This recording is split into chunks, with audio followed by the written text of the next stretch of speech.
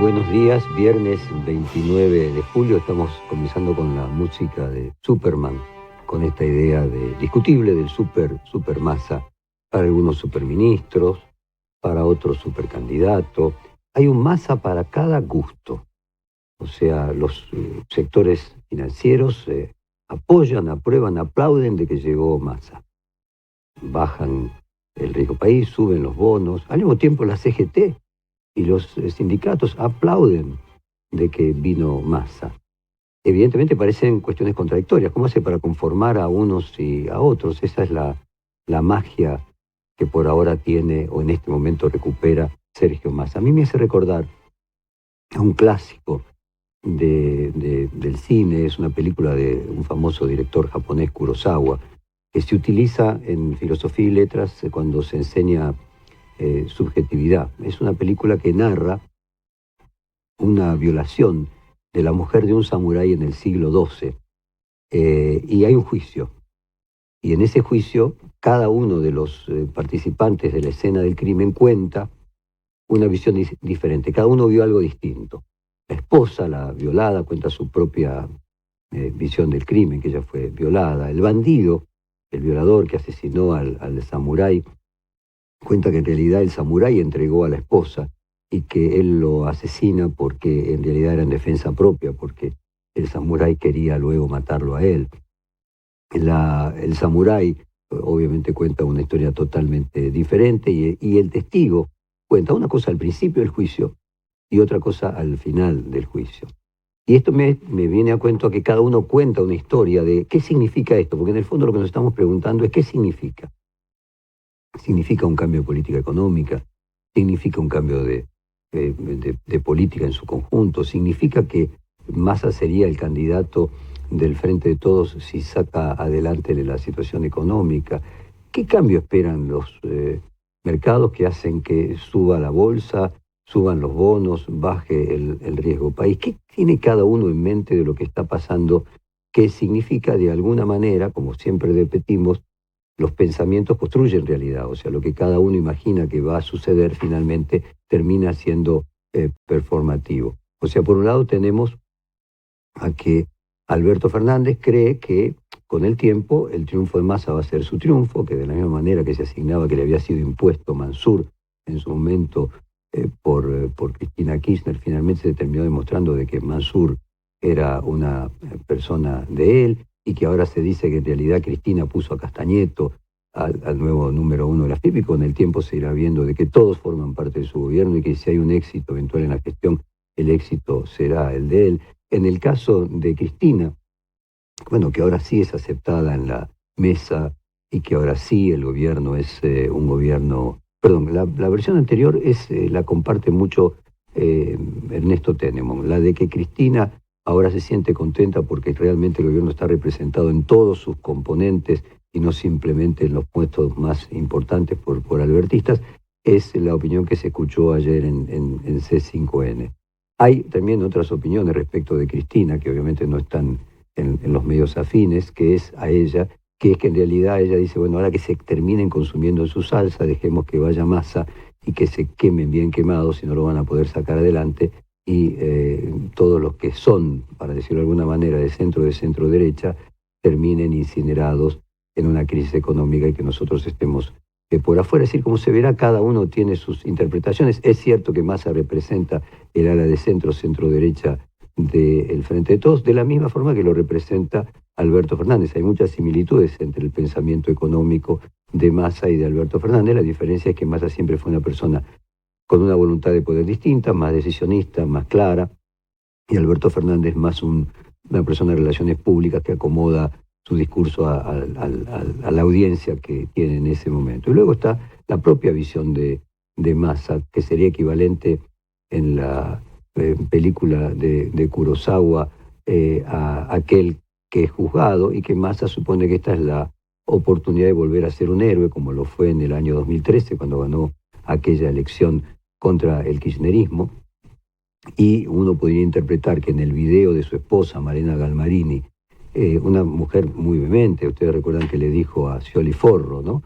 Es decir, pobre Scioli volviendo nuevamente a Brasil, de alguna manera debe recordar, debe resonar en sus oídos aquella frase de la esposa de Massa, pero bueno, teniendo ese tuit a las 2:30 de la mañana, el día previo a que se hicieran los anuncios, bueno, de alguna manera transmite el ánimo de alegría que hay alrededor de la familia Massa, y esa alegría lo que transmite es una expectativa que creen que van a sacar adelante el gobierno y que por lo tanto puede ser el próximo presidente de los argentinos.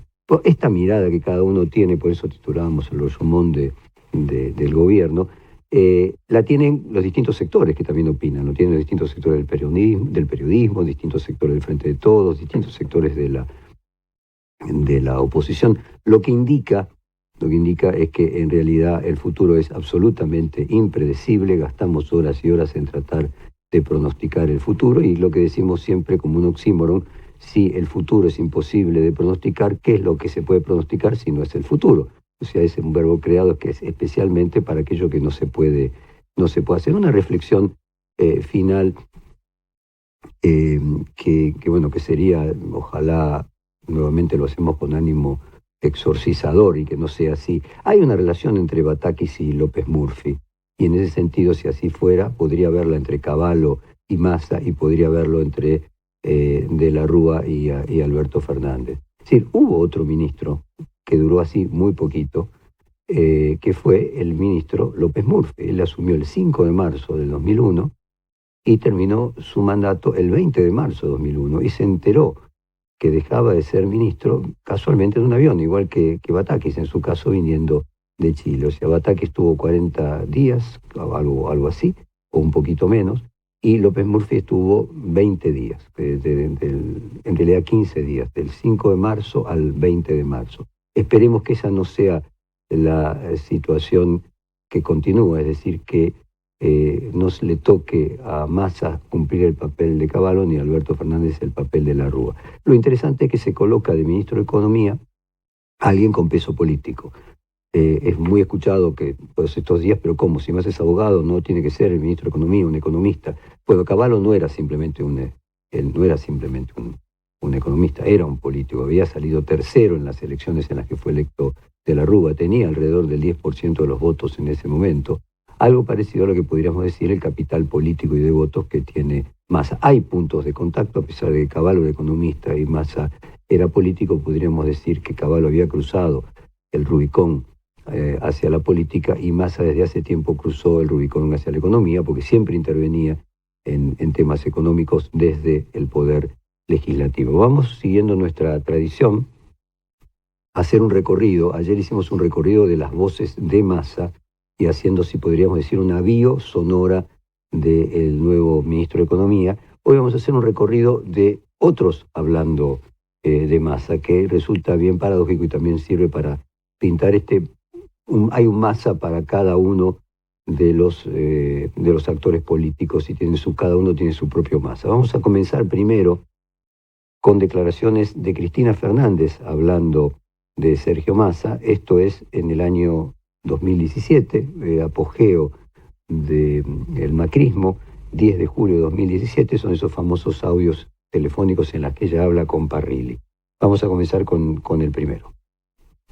Viste que la Stolbizer está loca ahora que le dice... Sí, hoy también... Aparte metió la pata con esta última denuncia, pero mal. Es mala hija de puta. Mala hija de puta. Y el que la manda a hacer eso es Sergio Massa. Sí, yo no tengo duda de eso, ¿eh? Mala hija de puta, la que lo manda a hacer eso es Sergio Massa, ¿no? Digo, para tratar de entender el grado de alianza que se puede establecer en la política y el nivel de pragmatismo que tienen quienes ejercen esas posiciones. Vamos al segundo audio de Cristina Fernández de Kirchner hablando de Massa. ¿Y sabés qué? Claro. Mandalo al frente a Massa, por favor, de una buena vez. Sí. Yo lo conocí a Kirchner de mucho antes que Massa. ¿Qué Massa? Y nunca fui en la vida a jugar al fútbol. A jugar al fútbol, sí. Como él iba todos los viernes, él y su secretario a jugar a jugar al fútbol, sí. Al fútbol. Y se quedaban hasta altas horas de la madrugada jugando al fútbol, comiendo y demás. No, a la puta que los parió. que no te tiemble nada. No, le salgo con todo, sí, no me faltan ganas para ese hijo de puta, no me faltan ganas. No, decilo porque es así. El tipo iba a Olivos, y yo nunca fui a Olivos. Pregúntense si alguna vez me vieron jugando al fútbol esos viernes, donde estaban hasta las 3, 4, 5 de la mañana, hasta las 3, 4 de la mañana. Cuando era jefe del ANSES y le daba la firma a Vudú. Cuando fue jefe, hasta el 2009 fue miembro del gabinete del gobierno. Sí. Hay que chicanearle con el tema de que, y ponés vos en víctima. Yo nunca fui a jugar al fútbol hasta las 12 los viernes, todos los viernes, pero no un viernes. Sí, todos los viernes, sí. Ella le dice a Parrillo, si ella está hablando en primera persona, pero en realidad le está diciendo, vos tenés que decir que vos nunca fuiste a jugar al fútbol, porque obviamente ella no podía haber ido a jugar al fútbol y vivía en Olivos. Y otro audio más en el cual Cristina Kirchner dice que Massa es el candidato del Círculo Rojo, más que Macri. Vos sabés que el candidato del Círculo Rojo no era Macri, era Sergio Massa. Exactamente. A ver. Sí. Cuando vieron que podía colar cualquier cosa era mejor que nosotros. Pero Macri no era el candidato de No. Por una razón muy importante, porque tienen intereses opuestos. Por ahí opuestos, exactamente. En cambio, Massa es un empleado listo y llano. Nada más. Sí, exactamente. Cumple órdenes. Y además con vinculaciones con el narcotráfico, que yo estoy convencida que las tiene. Pero bueno, yo lo que creo es que están preparando el terreno por si Macri tiene inconvenientes. No sé cuáles serán, pero que pueden ser de diversa índole, desde personales hasta políticos. Hasta económicos, sí, o políticos del gobierno. Sí, no. Cuando hablo de políticos me refiero a económicos. Muy fuerte, ¿no? Ella dice que Massa es el candidato del Círculo Rojo, que lo están preparando por la duda de que Macri se manque, y termina diciendo de que ella cree que tiene vínculos con el narcotráfico. Algo que también dice Carrió. Escuchemos ahora a Carrió.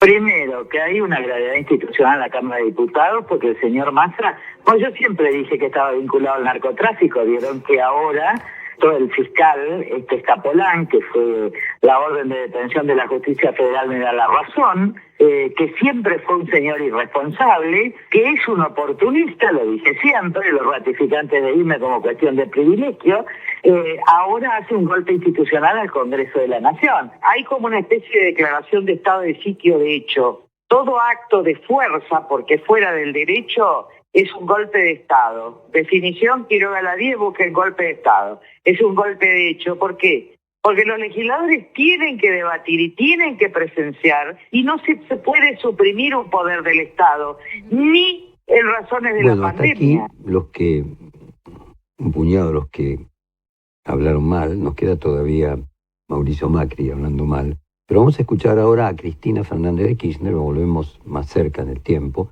al 2 de abril de este año, cuando dice, le dice a Massa, tenés que leer el libro de Torres, ese de una temporada en el quinto piso.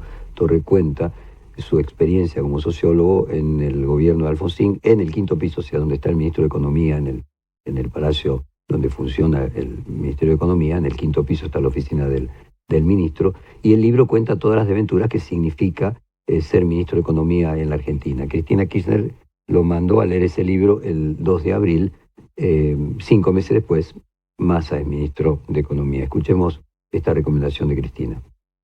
Miren, yo les voy a recomendar un libro que se lo recomendé al presidente y que todavía no lo leyó, al presidente acá, Cámara de Diputados, al respecto. Es un libro que se llama Diario de una temporada en el quinto piso. El relato es una crónica histórica, no es una obra literaria, no va a ganar ningún premio Nobel, pero es un libro que relata las experiencias del primer gobierno democrático del 83, del presidente Alfonsín, y los distintos equipos económicos que lo sucedieron.